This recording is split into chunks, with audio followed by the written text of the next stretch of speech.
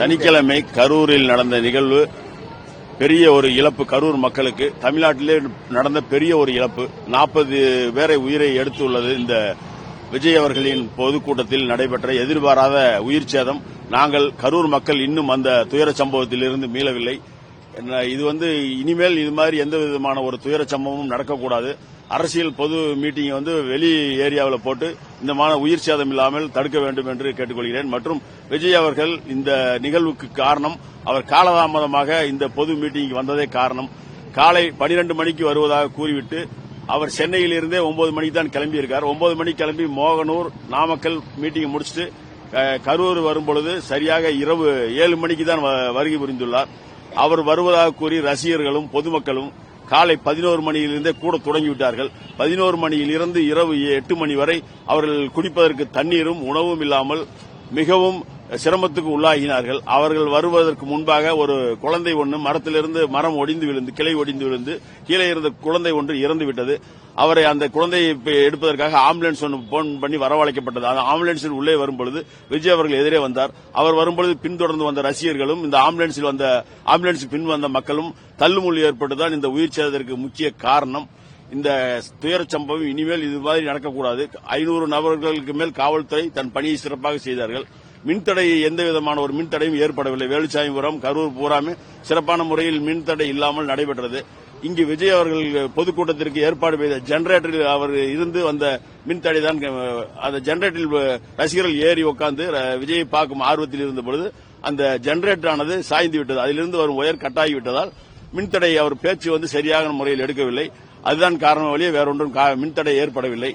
இந்த துயர சம்பவம் இனிமேல் இது மாதிரி நடக்கக்கூடாது என்று இது முன் கேட்டுக்கொள்கிறேன். இதற்கு இப்ப இன்னும் இயல்பு நிலைக்கு கரூர் மக்கள் இன்னும் திரும்பவில்லை.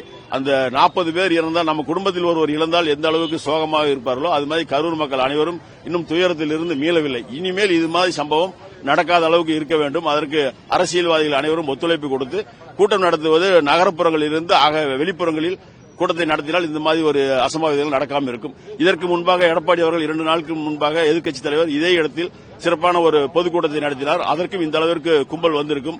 எந்த விதமான ஒரு சின்ன ஒரு அசம்பாவிதம் நடக்கவில்லை. கூறிய நேரத்திற்கு ஒரு அரை மணி நேரம் முன்பின்பாக வந்தார். சிறப்பான முறையில் 1 மணி நேரத்துக்கு மேலாக பொதுக்கூட்டம் நடந்தது. எந்த விதமான சின்ன அசம்பாவிதம் நடக்கவில்லை. அதேபோல் விஜய் அவர்கள் நடத்தியிருந்தால் குறிப்பிட்ட நேரத்திற்கு வந்திருந்தால் இந்த உயிர் சேதம் நடந்திருக்காது. இதுக்கு முழுக்க விஜய் தான் காரணம். விஜய் தான் பதில் சொல்லியாக வேண்டும். ஆனா நேற்றுக்கு அந்த விஜய் வந்தப்ப ஸ்பாட்ல நாங்க இருந்த இந்த இடத்துல நம்ம கடை தான் இந்த கடை வச்சிருக்கிறது. அப்ப வந்தப்ப சாயந்தரம் காலையில இருந்தே எல்லா தொண்டர்களுக்கு கூட ரொம்ப உற்சாகமா வரவேற்கிறதுக்காக பயங்கர கூட்டமா இருந்துச்சு. போக்குவரத்து போயிட்டே இருந்துச்சு. இதுல வண்டியெல்லாம் புட்டு வீலர்ல வர போக எல்லாமே இருந்தாங்க. சாயந்தரம் வர வர வர விஜய் வர்றதுக்கு கொஞ்ச நேரத்துக்கு முன்னாடி எல்லாமே அந்த லைவ் வீடியோ பார்க்க இந்த ஏரியாக்குள்ள வர்றாருன்னு தெரிஞ்சதுக்கு அப்புறம் ரொம்ப கிரௌட் அதிகமாயிருச்சு. அவர் வர்றப்பே பைபாஸ் மேம்பாலம் கீழே இறங்குறப்பவே பாத்தீங்கன்னா கேரியான் வண்டியில ஒரு டைம் ஏறிட்டு உள்ள போய் உட்காந்துட்டாரு. அந்த கேரியான் வண்டியில முன்னாடி எப்பயும் போல மத்த மாவட்டங்களுக்கு போற மாதிரி கரூர் வந்தப்போ முன்னாடி கேரியான்ல உட்காந்துட்டு வந்திருந்தாருன்னா பல பேர் பார்த்த கூட்டங்கள் இங்க நெரிசல் வந்திருக்காது. எல்லாம் நேர்ல அவர் பீச்சை கேட்கணும், அவர் என்ன பேசுறாங்க கேட்கணுங்கிறதுக்காக நெரிசல் ரொம்ப கூட்டம் அதிகமா வந்தனால அங்க கிட்டத்தட்ட முடிப்பாங்க. அந்த பைபாஸ்ல இருந்து வந்த கூட்டங்கள் பூராமே பின்தொடர்ந்து அவர் வண்டி பின்தொடர்ந்து அந்த கேரியான் வண்டியை தொடர்ந்து வந்தனால இந்த இடத்துல கடல் போல கூட்டம் அதிகமாயிருச்சு. அந்த கூட்டம் அதிகமாகும். சென்ட்ரல் டிவைட் இருக்க இந்த இடத்துல எக்ஸாக்ட் வழி கிடையாது. வழி போறதுக்கு உண்டான வழி இருந்துச்சுன்னா ஓரளவுக்கு உயிர்கள் காப்பாற்றப்பட்டது. இந்த இடத்துல உள்ள போறதுக்கு வழி இல்லாம எல்லாம் 2 வீலர் பார்க் பண்ணனால இந்த பக்கம் எல்லாமே 2 வீலர் பார்க் பண்ணனால இதை விட்டு 50 மீட்டருக்கு அந்த பக்கம் தானே வழி. பின்னாடி போறதுக்கு வண்டி பின்தொடர்ந்து வந்த கூட்டங்கள் பின்னோக்கி போகல, எல்லாம் முன்னோக்கி போனனால புஷ் பண்ணனாலேயே இந்த ஒரு மூச்சு திணறல். எங்கேயுமே உயிர் பயத்துல பாத்தீங்கன்னா கடை மேல ஏறினது, இந்த சீட்டு மேல ஏறினது, ஜென்செட் மேல ஏறினது எல்லாமே இந்த உயிர் பயத்துல உயிர் கிடைச்சா போதும், இப்போதைக்கு நம்ம மேல ஏறணுங்கிறதா நானே பல பேருக்கு மேல ஏற்றி விட்டது காரணம் அந்த இடத்துல உயிர் பயம். அதுக்கு முன்னாடி வரல, விஜய் வரக்கு முன்னாடி யாருமே மேல வரனாங்க, நாங்களே உள்ள. அதுக்கப்புறம் வந்தீங்க பூராமே உயிர் கிடைக்கணுங்கிற ஒரு பயத்துல வந்தப்ப தண்ணி இல்லாம குடிக்கிறது சரியான தண்ணி இல்லாம 7 மணி நேரத்துக்கிட்ட காத்திருந்தாங்க. மத்தியானத்துல இருந்து காத்திருந்தனால சாயந்தரமா அவர் வர்றப்ப எல்லாம் ரொம்ப டயர்ட் ஆயிட்டாங்க. அவங்கனால சரியான சாப்பாடு இல்லாதனால யாருனாலுமே உடம்பு தாங்கல. எல்லாமே வயசு பசங்களும் சரி எல்லாமே மேலே ஏற திறமை இருந்தீங்க ஏறிட்டாங்க. ஏற முடியாம அந்த நெரிசல்ல பாதிக்கப்பட்டவங்க தான் இப்ப இந்த ஒரு சம்பவம் நடந்தது. ஆனா இப்ப இன்னும் வெளிச்சாம்பரத்தவரையிலும் இந்த ஏரியா மக்கள் யாரும் இயல்புக்கு வரல. இன்னும் நிறைய கடைகள் பூட்டி தான் இருக்கு, யாருமே இயல்புக்கு வரல. ஏன்னா இப்ப இந்த ஏரியா இந்த கிரௌடு தாங்குற அளவுக்கு இடம் கிடையாது. அந்த அளவுக்கு இடம் இல்லாதனால உங்களுக்கு பாத்தீங்கன்னா இந்த மக்கள் யாருமே அந்த இயல்புக்கு வரல.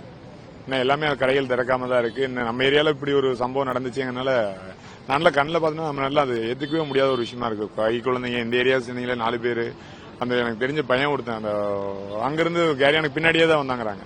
அது ஒரு 5 பசங்க கூட வந்திருக்காங்க. அந்த கேரியானுக்கு பின்னாடியே வந்தனால அந்த பையனால உடம்புத்தாங்க. அந்த பையனை கூட்டு போய் அவனால உயிர் போயிடுச்சு. ஒண்ணுமே பண்ண முடியல. இதெல்லாம் உயிர் போற வயசும் கிடையாது.